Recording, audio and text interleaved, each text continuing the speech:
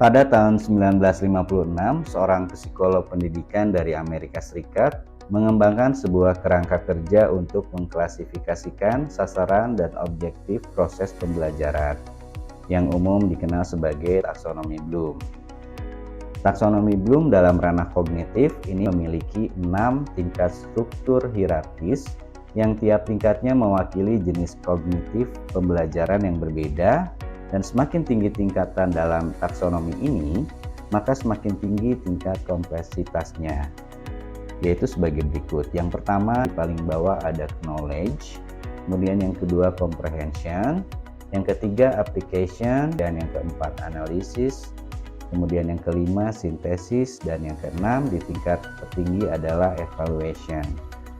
Selama 40 tahunan sejak diluncurkan, taksonomi Bloom telah membantu para pendidik dan perancang kurikulum untuk menetapkan tujuan pembelajaran, merancang penilaian, dan mengembangkan aktivitas instruksional untuk meningkatkan keterampilan berpikir, hingga Lorin Anderson dan David Krapwolf meluncurkan taksonomi Bloom versi terupdate yang mereka adaptasi dari versi awal Benjamin Bloom pada tahun 2001.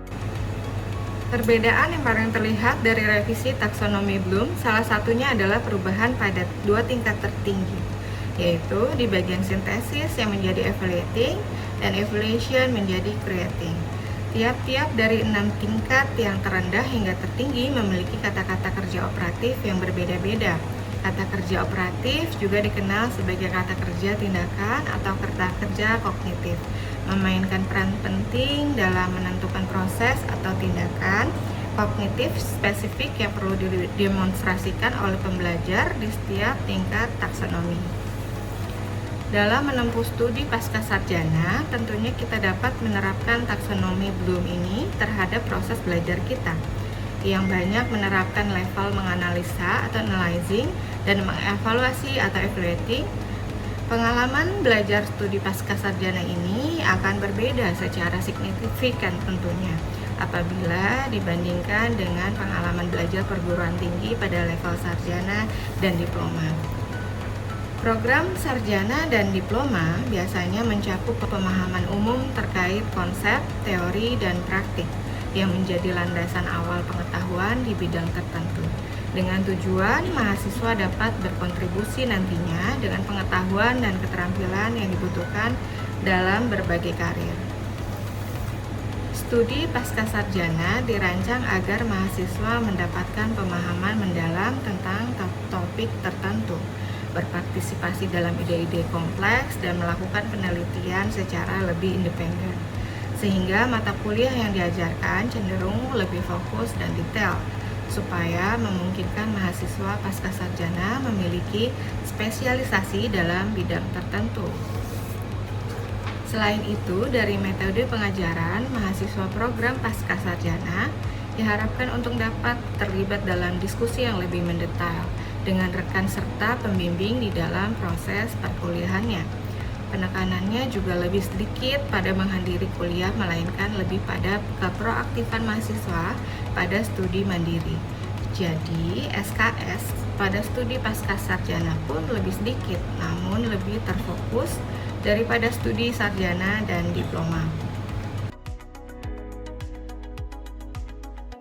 Republik Indonesia memiliki 4 tujuan yang tercantum pada alinea keempat dalam pembukaan Undang-Undang Dasar 1445. Yang ke-1, melindungi segenap bangsa Indonesia dan seluruh tumpah darah Indonesia. Tujuan negara ini yakni untuk mempersatukan dan melindungi seluruh bangsa Indonesia dengan beragam latar belakang, suku, budaya, agama, dan ras.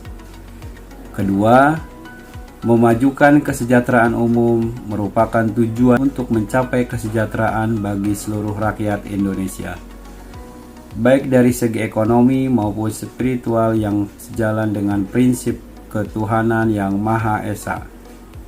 Ketiga, mencerdaskan kehidupan bangsa. Tujuan negara ini dimaksudkan untuk menjunjung tanggung jawab untuk secara aktif meningkatkan pengetahuan dan kecerdasan diri. Tidak hanya untuk pemerintah semata, melainkan seluruh warga negara demi pemahaman hukum yang baik. Dan keempat, ikut melaksanakan ketertiban dunia berdasarkan kemerdekaan, perdamaian abadi, dan keadilan sosial bagi sebuah negara. Kita tidak bisa mengukiri ada keterkaitan global di mana negara-negara saling terhubung dan saling bergantung. Menjaga kestabilan diplomatik antar negara juga menjaga kestabilan suatu negara dari beragam lini. Kualitas tertinggi dari sebuah kepemimpinan tak lain dan tak bukan adalah integritas. Sehingga untuk mencapai 4 tujuan tersebut, integritas dalam kepemimpinan sangat penting dijunjung. Lalu, mengapa kualitas integritas atau kejujuran itu penting ada pada para pemimpin? Yang pertama, untuk membentuk fondasi kepercayaan dan kredibilitas. Kemudian yang kedua, pengambilan keputusan etis yang mengutamakan kepentingan dan kesejahteraan bangsa dan warga negara. Yang ketiga, keyakinan dan dukungan publik yang dipengaruhi integritas. Kemudian selanjutnya, menetapkan standar kepemimpinan moral yang berlandaskan integritas. Lalu stabilitas jangka panjang. Kemudian reputasi internasional yang positif serta memupuk persatuan dan kohesi sosial. Nah, seperti apa ya sifat integritas pada seorang pemimpin?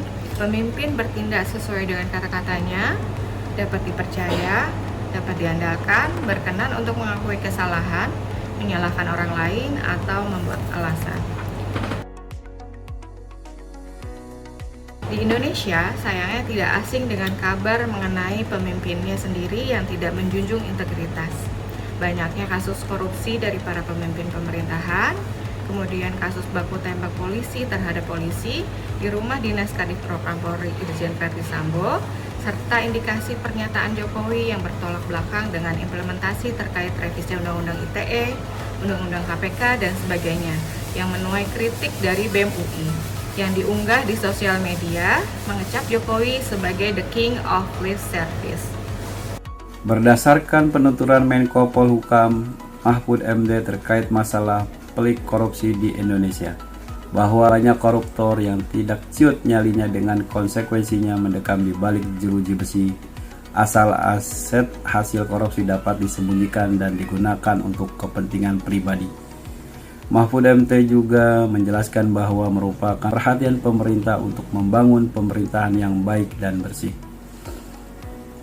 Sebagai negara dengan mayoritas penduduk beragama Islam dan perspektif Islam tercermin dalam berbagai aspek kerangka hukum, ada satu perspektif menarik yang mewakili dan berhubungan dengan prinsip sila ke-1 mengenai integritas dan kepemimpinan.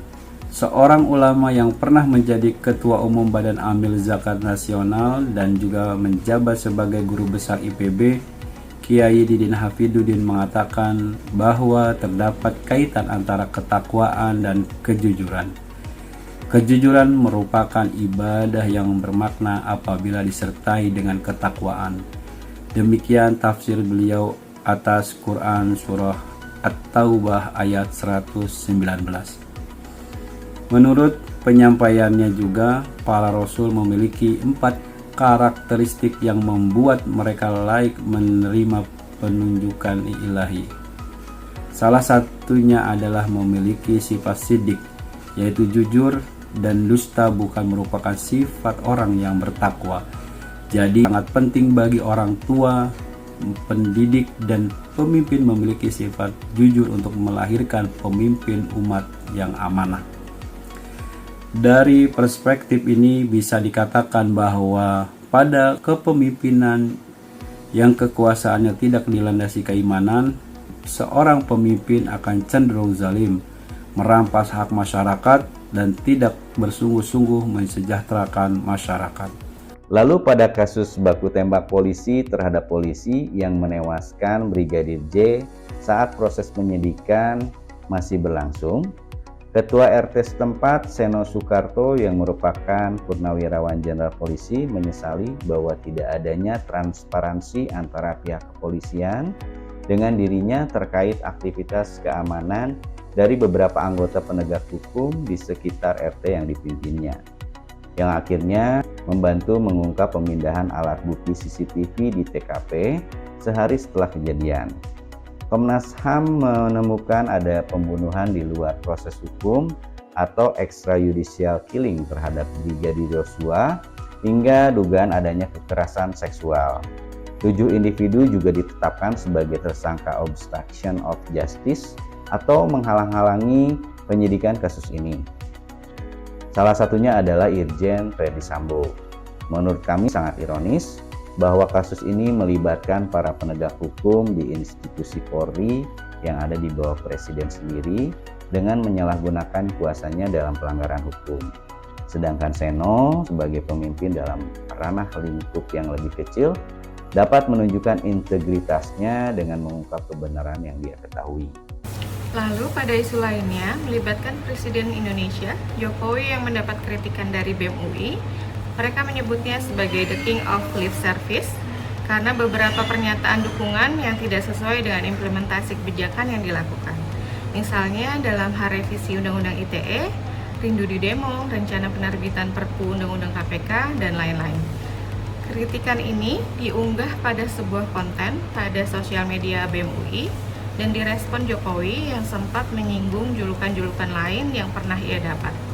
Ketua BEM UI, Leon Alvin Daputra pun menegaskan bahwa isi unggahan mereka bukan bersifat serangan secara personal terhadap Presiden, melainkan kritik atas kebijakan pemerintah yang tidak sejalan dengan pernyataan yang disampaikan yang telah dikawal bersama aliansi gerakan masyarakat lainnya.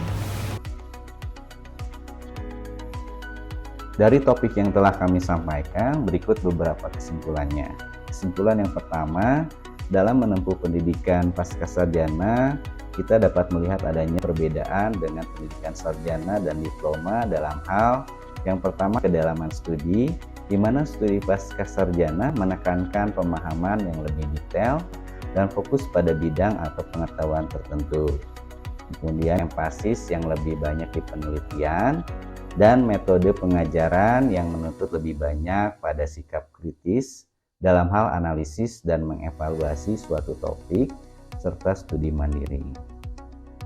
Mengacu pada revisi taksonomi Bloom oleh Anderson dan Krathwohl yang terdiri dari Remembering, Understanding, Application, Analyzing, Evaluating, and Creating, menurut kami seorang mahasiswa pascasarjana dapat mengacu pada kata kunci kognitif pada level analyzing dan evaluating untuk meningkatkan kualitas proses pembelajaran yang baik, juga melibatkan kombinasi keunggulan akademik, manajemen waktu yang efektif, keterampilan komunikasi yang kuat, dan pendekatan belajar yang proaktif. Kesimpulan kedua yaitu ada beberapa alasan mengapa kejujuran itu penting ada pada para pemimpin. Antara lain yaitu untuk membentuk fondasi kepercayaan dan kredibilitas. Selanjutnya, pengambilan keputusan etis yang mengutamakan kepentingan dan kesejahteraan bangsa dan warga negara. Integritas mempengaruhi keyakinan dan dukungan publik. Berikutnya, menetapkan standar kepemimpinan moral yang berlandaskan integritas. Lalu, stabilitas jangka panjang, reputasi internasional yang positif, serta memupuk persatuan dan kohesi sosial. Dari 3 topik isu yang disampaikan, terdapat krisis integritas pada pemimpin di negara kita. Ada erosi kepercayaan masyarakat terhadap pemegang kuasa, dan dapat ancaman akan melemahnya supremasi hukum di Indonesia, karena adanya potensi manipulasi proses hukum ketika para pemimpin tidak memiliki integritas yang dapat mengganggu penyelidikan, menghalangi keadilan, dan terlibat dalam praktik kriminal tanpa mendapatkan hukuman. Tentunya hal ini berjalan melawan arah dengan 4 tujuan negara RI yang tercantum pada pembukaan Undang-Undang Dasar 1945. Namun, kita masih dapat memupuk integritas dalam kepemimpinan dengan proses yang berkelanjutan. Upaya yang dibutuhkan adalah konsisten keteladanan, dan komitmen terhadap prinsip-prinsip etika. Dengan menciptakan budaya yang mendukung integritas, para pemimpin dapat memberi pengaruh positif pada negara dan dunia. Demikian analisis dari kelompok kami. Sekian dan terima kasih. Wassalamualaikum warahmatullahi wabarakatuh.